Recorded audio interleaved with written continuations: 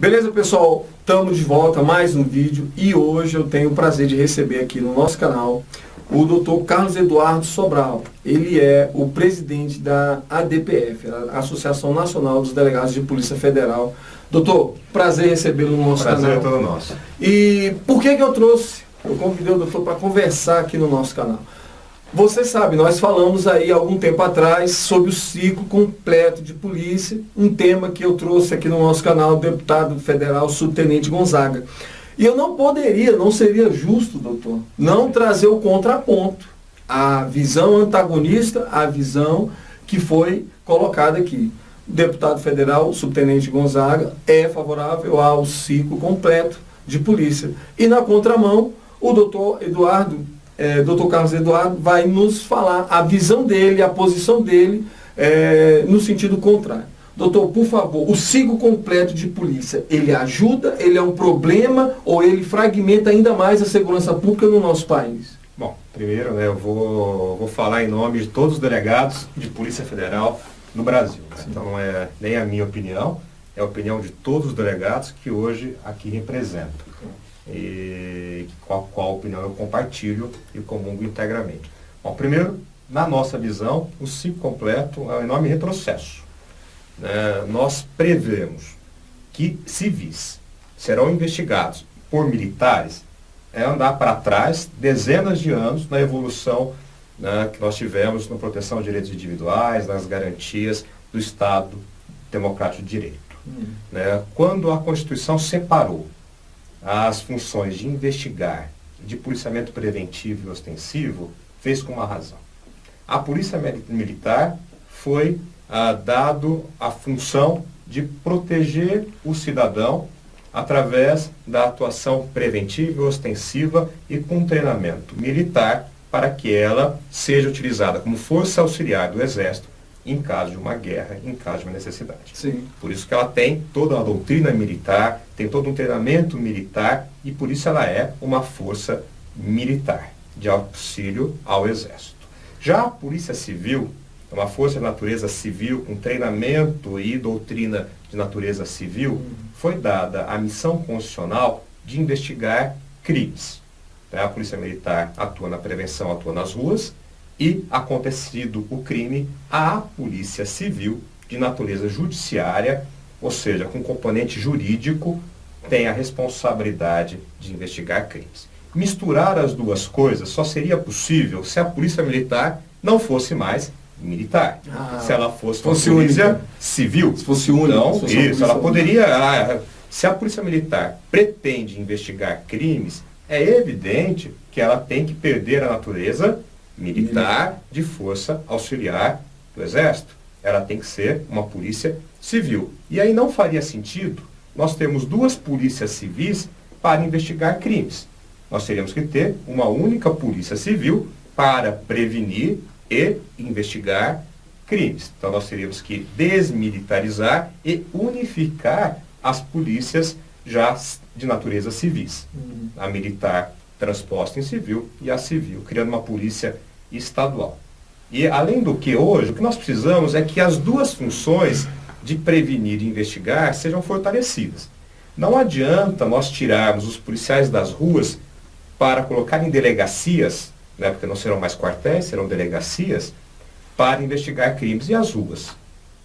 Quem é que cuidará do policiamento preventivo e ostensivo? Então nós precisamos fortalecer o patrulhamento, o policiamento de rua, natureza ostensiva e preventiva, inclusive para que o crime não aconteça.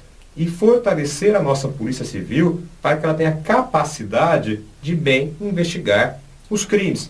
Ocupar ou tentar encampar a missão constitucional de uma instituição por outra só ajuda a prejudicar o relacionamento das instituições. Sim, porque hoje o que nós temos é uma crise institucional, uma guerra institucional que fragmenta, e quando nós deveríamos ter cooperação, nós temos competição.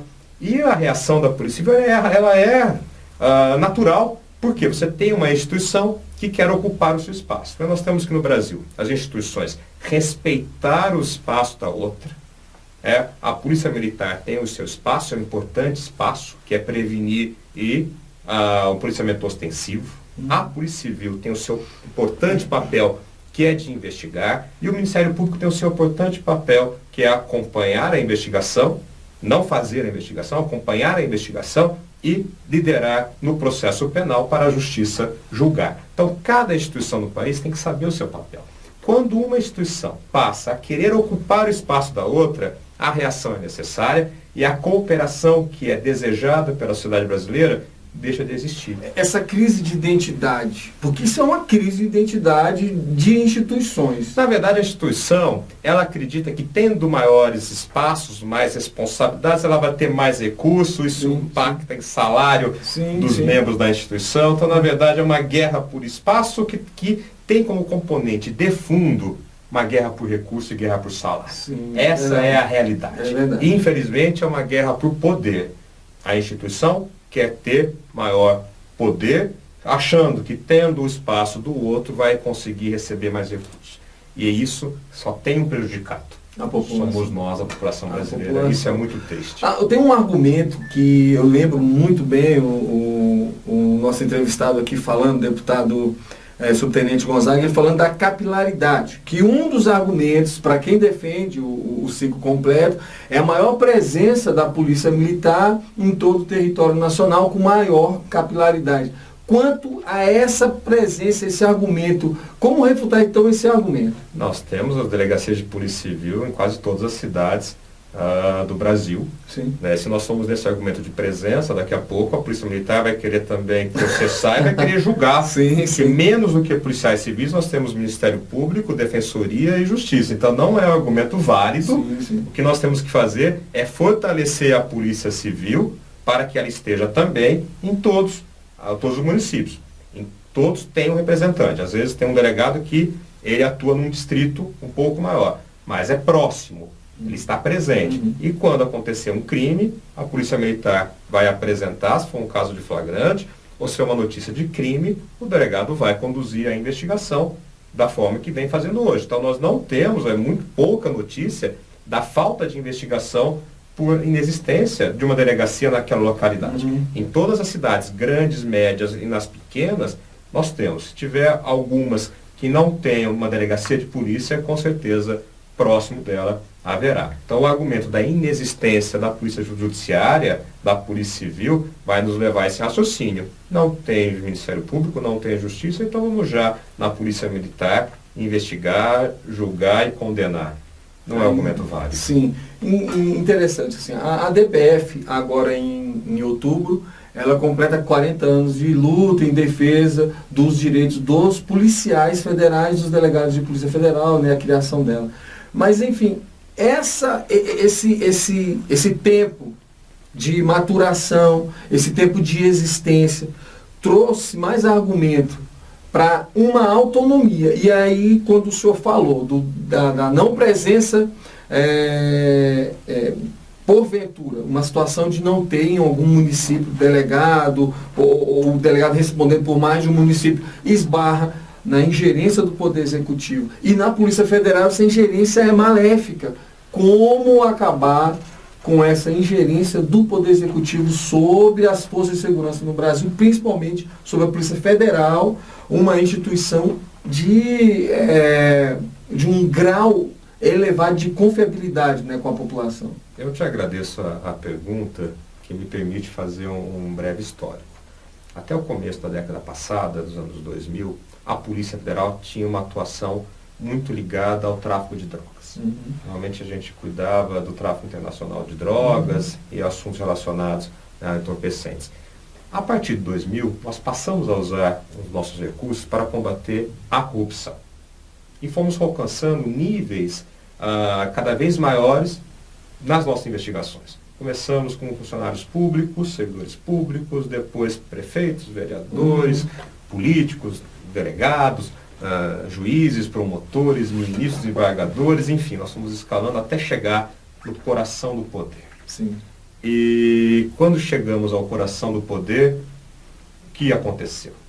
Uma reação do poder para aquele crescimento que nós experimentamos de 2001 a 2006, 2007, a velocidade do crescimento foi diminuindo, até que nos últimos anos nós tivemos uma queda nos nossos investimentos, uma queda no nosso orçamento, um processo de enfraquecimento e de encolhimento institucional, que é evidente que é uma reação do poder político frente a uma instituição que tomou como decisão, como vontade, combater a corrupção. Então, se nós não tivermos uma proteção na Constituição que preveja que a Polícia Federal é efetivamente um órgão de Estado e não de governo, que ela cumpre a lei em favor da sociedade, independentemente de quem esteja no poder, de qual grupo esteja no poder, no médio prazo, a tendência é que os nossos recursos vão ficando cada vez menores e que a gente não consiga nem fazer mais uma lava-jato, uma Zelotes, um acrônimo, porque nós poderíamos estar fazendo muito mais. Podemos estar fazendo 300, 400 operações por ano.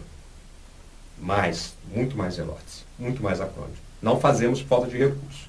E daqui a pouco, se nós não garantirmos a capacidade de investimento, de recomposição dos nossos quadros. Recomposição. Nós temos 500 cargos vagos somente de delegado. Mais 400 vão se aposentar, de um total de 1.700 que nós temos. Ou seja, nós estamos encolhendo a cada dia. Metade do efetivo. Metade do efetivo. Nós vamos ficar com a capacidade de operacional muito reduzida.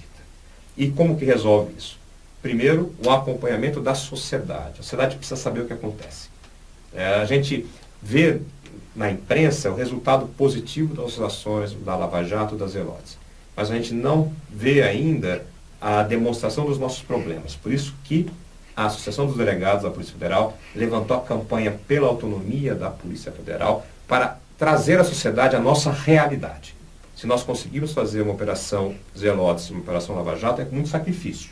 Mas, no fundo, tem um processo de corrosão que pode levar à incapacidade, daqui a alguns anos, nós realizarmos operações dessa natureza. Autonomia, desculpa interromper o senhor, doutor, mas assim, para você que está assistindo esse vídeo, autonomia quer dizer dinheiro e dinheiro para trabalhar. E no caso da Polícia Federal, trabalhar em prol de que você tenha uma saúde melhor, você tenha uma educação melhor, porque se o dinheiro não for desviado para o ralo da corrupção, ele chega para a população. Com certeza. Ontem a Operação Custo Brasil, ela representa. Se todo o nosso processo de contratação, licitação, ele é viciado, esse dinheiro sai da população e vai para o mundo político, mundo empresarial, que participa desse conluio. Quem paga o preço, quem paga o pato, somos nós, de novo, é o nosso dinheiro. Falta dinheiro para a saúde, falta dinheiro para a educação, falta dinheiro para a previdência. Então nós passamos a ser culpados de novo por algo que é uma responsabilidade de quem praticou a corrupção, que deixou o custo mais caro e inviabilizou e tirou dinheiro das áreas sociais.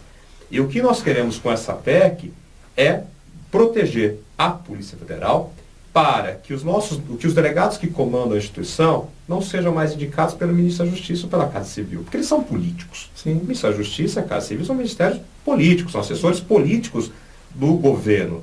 Então nós queremos que a indicação seja técnica dentro da instituição para que não haja esse componente político que pode resultar numa intervenção política na nossa ação, para que tenha a proteção do nosso orçamento, para que a gente possa alocar o recurso da Polícia Federal no combate à corrupção. Hoje as delegacias de combate à corrupção foram recentemente criadas, tem uma estrutura ínfima, às vezes um delegado, às vezes não há nem sequer uma equipe de policiais trabalhando com o delegado. Então, na verdade, nós precisamos estruturar as delegacias de combate à corrupção, direcionar o nosso orçamento para o combate à corrupção, e isso nós temos que fazer na Polícia Federal, e a única forma de nós garantirmos esse recurso é com a aprovação da PEC 412.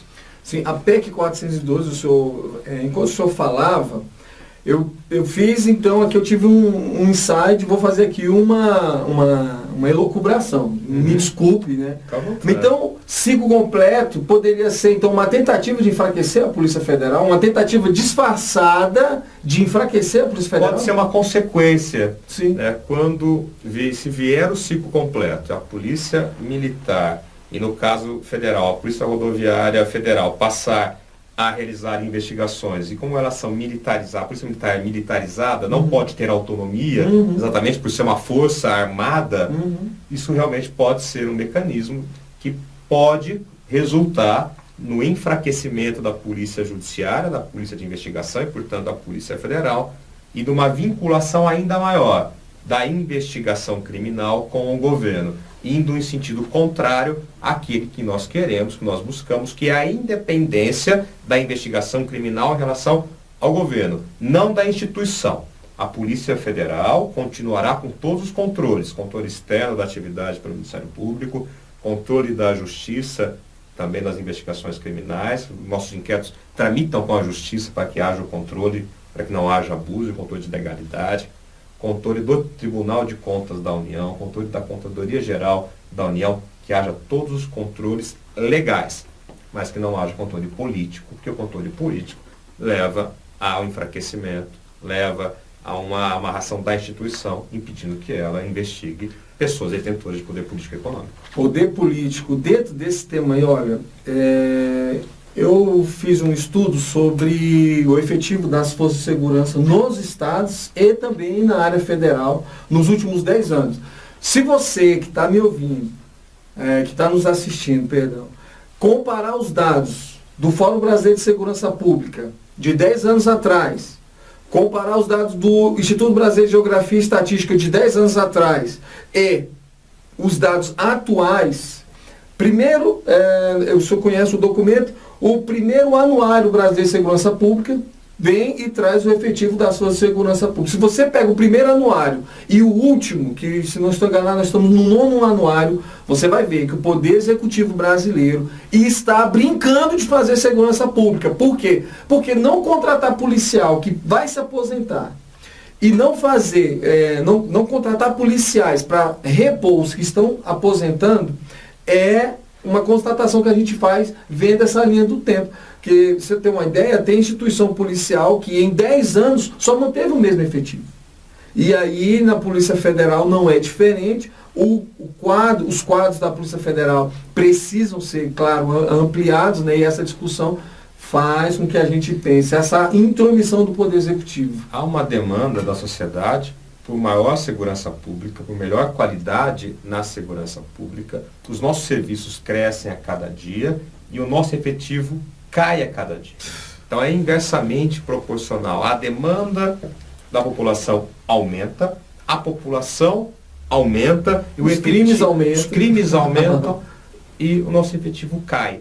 É evidentemente que a nossa produção vai cair, trazendo como consequência maior insegurança e piora da qualidade da nossa atuação. Isso é natural. Claro. Sem recursos humanos, sem recursos materiais, é impossível se realizar a segurança pública. Essa autonomia hoje, pretendida pela Polícia Federal, ela vai se basear em quais pilares para que a Polícia Federal, né, os delegados de Polícia Federal e todo o corpo de servidores da Polícia Federal entregam a segurança pública, entregam um trabalho investigativo melhor à população. Quais são os pilares, doutor? Bom, primeiro, a gente tem que definir junto uma estratégia nacional de combate ao crime organizado, de combate à corrupção e ao combate à lavagem de dinheiro, que fixe metas e diretrizes para as instituições. Fixadas as diretrizes, fixado o recurso que cada instituição vai receber, as instituições devem atuar. E ter uma fiscalização para ver se essa meta vai ser alcançada. No caso da Polícia Federal, nós buscamos a nossa autonomia funcional. Por quê? Uma vez fixada a meta, a diretriz e nos dado o volume de recursos, nós vamos nos organizar para atender a demanda, a diretriz fixada. Nós vamos indicar o nosso corpo dirigente, diretores, coordenadores, chefe de serviço, superintendente, chefe de delegacia, ou seja, quem vai liderar o processo de gestão para a gente poder alcançar a meta, para alcançar a diretriz. Atender a meta. Hoje nós não podemos criar que quem cria delegacia na Polícia Federal, infelizmente, não é a Polícia Federal, é o Ministério da Justiça. Eu posso dizer, desculpe interromper o senhor, eu posso dizer usando a palavra da forma correta, que o Poder Executivo é incompetente para dizer quantos policiais são necessários para se fazer segurança pública, porque a Polícia Federal é que sabe quantos policiais ela precisa. O que eu vejo é que hoje a Polícia Federal não é uma prioridade, não tem sido uma prioridade do governo federal. É uma prioridade do país, da sociedade, que vê na Polícia Federal uma instituição em que ela tem grande confiança. Mas ela não é prioridade do governo federal. O nosso percentual de investimento, do volume total de investimento do governo federal, ele cai a cada ano. Cada ano se investe menos na Polícia Federal do que no todo do dispêndio do governo federal. Ou seja, prioridade a Polícia Federal não é. E cresce a nossa demanda. Então, o governo federal ele não trata a Polícia Federal com a devida atenção, com o devido respeito que a Polícia Federal necessita. Como o senhor falou, né? A instituição é maior que o governo. Ela tem a sua vida, e o que nós temos que entender no país é que órgão de Estado não é órgão de governo. Então nós temos que separar. O governante tem que tratar o órgão de Estado com respeito, tem que fixar em lei quais as diretrizes, dar o recurso e depois, dentro do conjunto da sociedade, cobrar para que as metas sejam alcançadas. Mas ele não pode interferir na atuação, porque o órgão de Estado, ele tem a sua autonomia, ele tem a sua proteção e ele não se presta ao governo. Ele se presta ao cumprimento da lei, ele se presta ao cumprimento da vontade nacional, que é formada pelo conjunto da população junto com o Congresso Nacional, e não pelo governo. Sim, doutor, eu gostaria que o senhor me explicasse o seguinte. Hoje, o senhor falou que vem diminuindo esse efetivo. O que é que a Polícia Federal, o que é que os delegados de Polícia Federal defendem como uma garantia para que esse patamar de recurso não diminua? Primeiro que não cortem mais nosso orçamento. Sim. No final do ano passado, em dezembro, iam cortar quase 15% do nosso orçamento, que já vinha caindo ano após ano. Sim. Então, primeiro, pare de cair. Segundo, que a gente volte a investir e consiga alcançar os índices de 2005, ou seja, 10 anos atrás.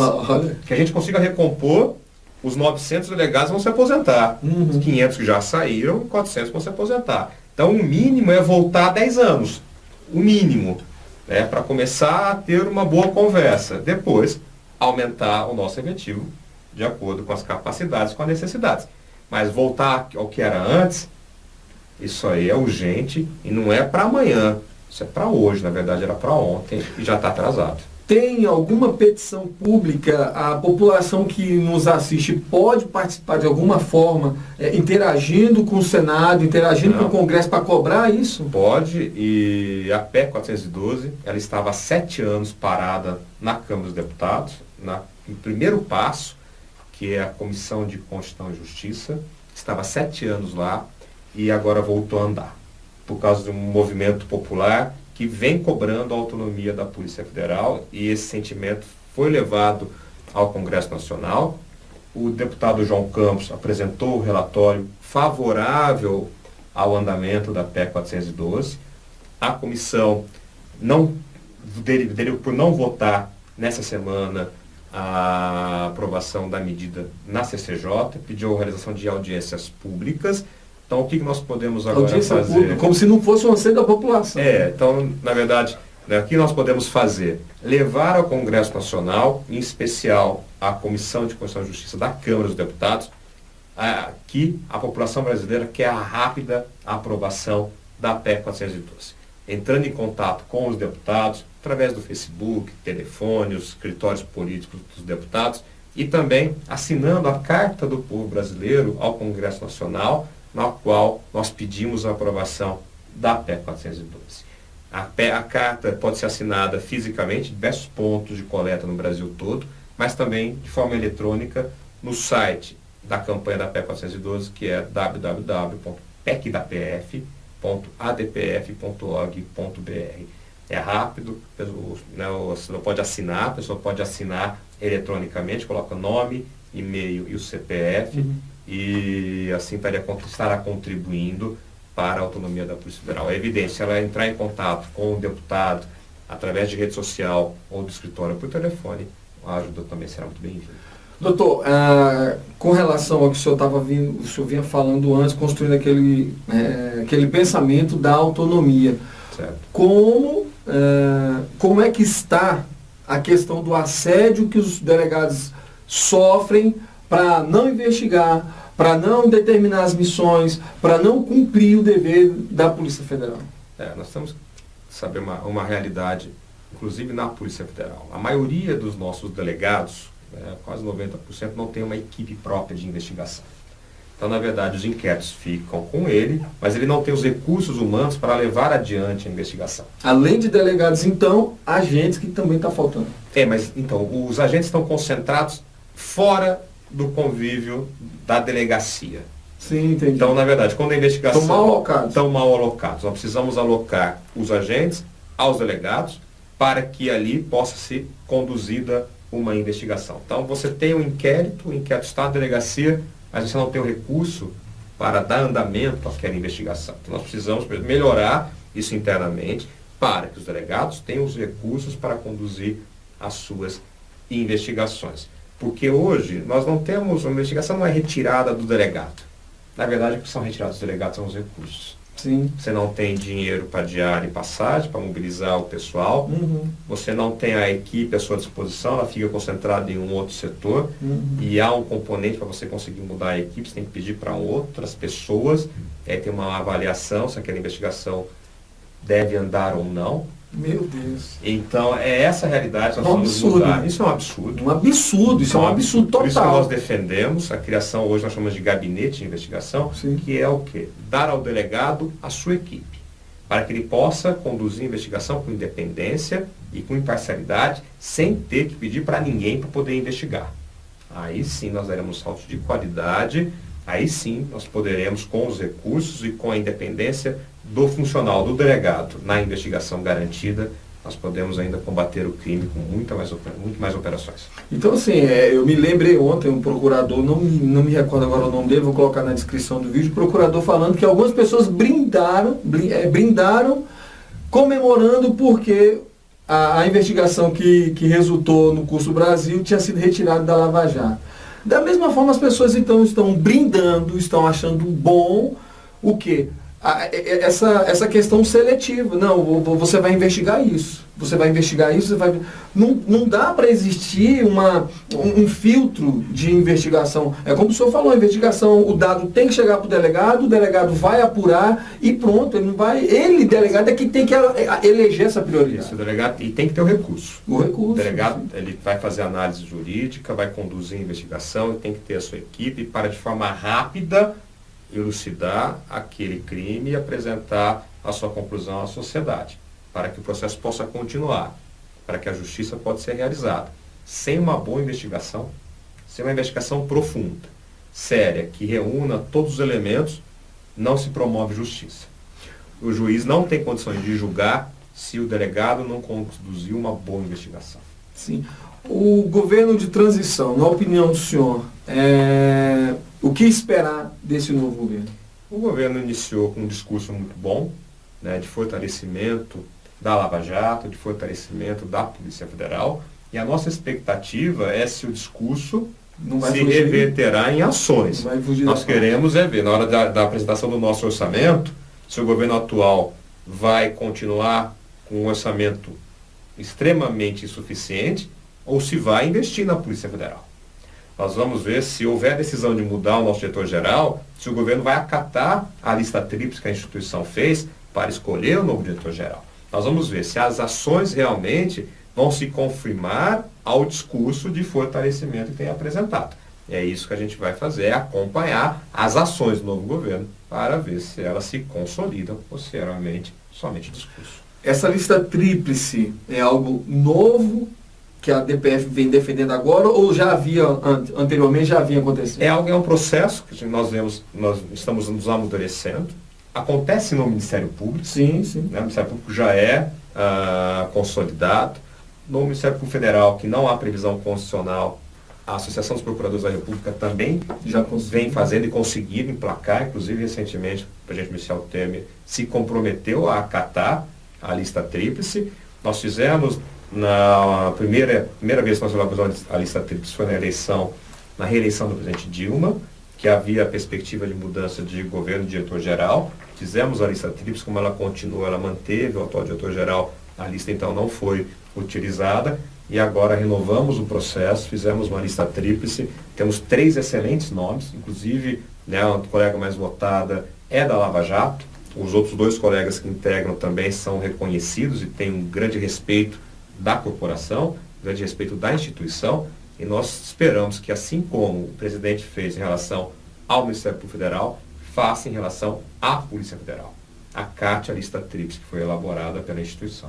Então, o presidente Michel Temer, qualquer coisa que o senhor fizer diferente de aumentar os recursos ou garantir os recursos da Polícia Federal e respeitar a lista tríplice, eu posso entender, a população pode entender, então, como uma ação para diminuir o trabalho da Polícia Federal. Não, com certeza. A gente vem acompanhando. As manifestações públicas têm sido todas no sentido de fortalecer a instituição. Entretanto, se as ações não se revelarem no sentido de fortalecer, de aumentar os nossos recursos, de fazer os concursos públicos para a gente conseguir recompor o quadro, evidentemente que a ação demonstra que o fortalecimento da instituição não é também uma prioridade, não será e não foi uma prioridade do novo governo. Então a gente espera e a gente confia que as ações sejam no sentido do discurso de fortalecimento. Doutor Carlos Eduardo, a fronteira, os rincões do nosso país, como esse delegado que está sendo minado em recurso humano e recurso financeiro, pode continuar com a sua cabeça erguida, trabalhando com dignidade lá onde ele se encontra? Nós temos que trabalhar a proteção das fronteiras com inteligência. Nós temos mais de 8 mil quilômetros de fronteira seca. Sim. E 8 de mares. Seca, na verdade, não é tão seca, porque são rios, florestas. Então nós temos uma área muito grande para se tentar fiscalizar com pessoas. Não dá para nós colocarmos pessoas em todo o canto territorial nacional fazendo fronteira. Nós temos que trabalhar primeiro com inteligência. Mapear por onde está entrando e por onde está saindo produtos, drogas, armas, contrabando, enfim. Nós temos que analisar por onde entra, por onde sai, mapear, inclusive com ajuda no exterior, se há membros de organizações criminosas em países limítrofes, vizinhos, atuar lá, atuar cá, vendo quais são os pontos de entrada, usando tecnologia, inclusive aérea, o veículo aéreo não tripulado, o VANT, tem que mapear, identificar as rotas, fiscalizar as rotas e fiscalizar os centros e mercados consumidores para conseguir identificar aonde está entrando, qual ponto o país entra, por onde ele trafega e onde é que ele é depositado. Com inteligência nós vamos fazer. Se tentarmos fiscalizar 8 mil quilômetros de fronteira, sem informação, sem inteligência, sem tecnologia, colocando policiais em barcos, subindo e descendo o rio, o insucesso é garantido. Não vai ser assim que nós vamos combater crime na fronteira. É com informação, é com inteligência e com cooperação internacional e que é com muita articulação interna. Trabalho da Polícia Federal, com a Polícia Militar, com a Polícia Civil, com as forças de inteligência, todo mundo trabalhando junto.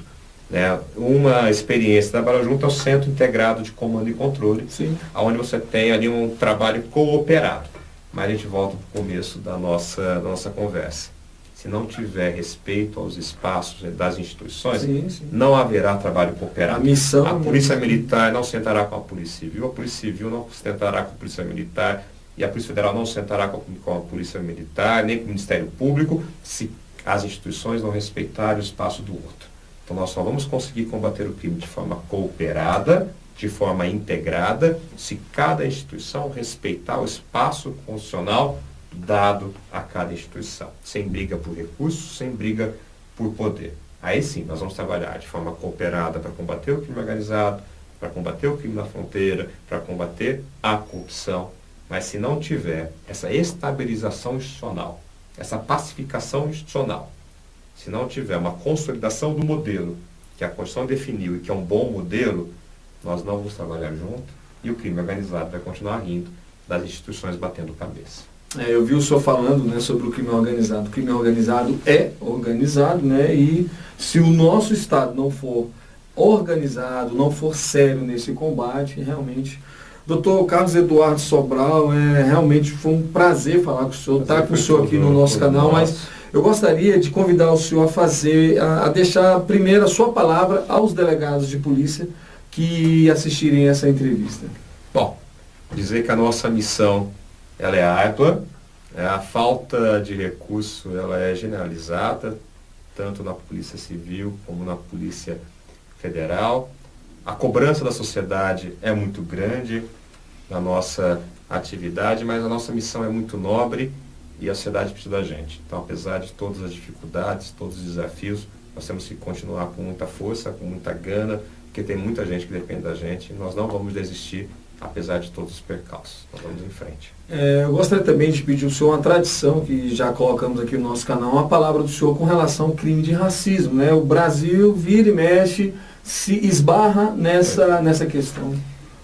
Tem aquela frase, onde é que você esconde o seu racismo, né? Seu preconceito, a gente enche a boca para falar que nós somos um povo miscigenado, de múltiplas origens, que nós não temos racismo, mas na verdade nas pequenas ações, nos pequenos gestos a gente vê que ainda tem muito preconceito, tem muita incompreensão, tem muito ódio, tem muita intolerância. Então nós temos que realmente entender e compreender que somos todos iguais, independentemente de credo ou religião, somos todos seres humanos, somos uma grande família e que todos merecemos ter os mesmos direitos, as mesmas oportunidades e que não há a menor justificativa para qualquer gesto que indique em segregação, em preconceito, em discriminação em razão das nossas origens. Nós temos que reconhecer e nos policiar, inclusive, para que nas pequenas ações nós também não nos peguemos promovendo, praticando a discriminação. Nós temos que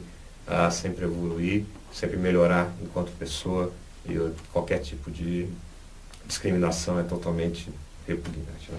Doutor Carlos Eduardo Sobral, obrigado pela entrevista do senhor e a sua presença aqui no nosso canal. Amigo policial, amigo internauta, você que viu essa entrevista, compartilhe ela e se lembre, a Polícia Federal trabalha para defender o seu direito. Então, faça o que o nosso delegado disse, cobre do seu deputado, cobre do seu senador, cobre do presidente Michel Temer.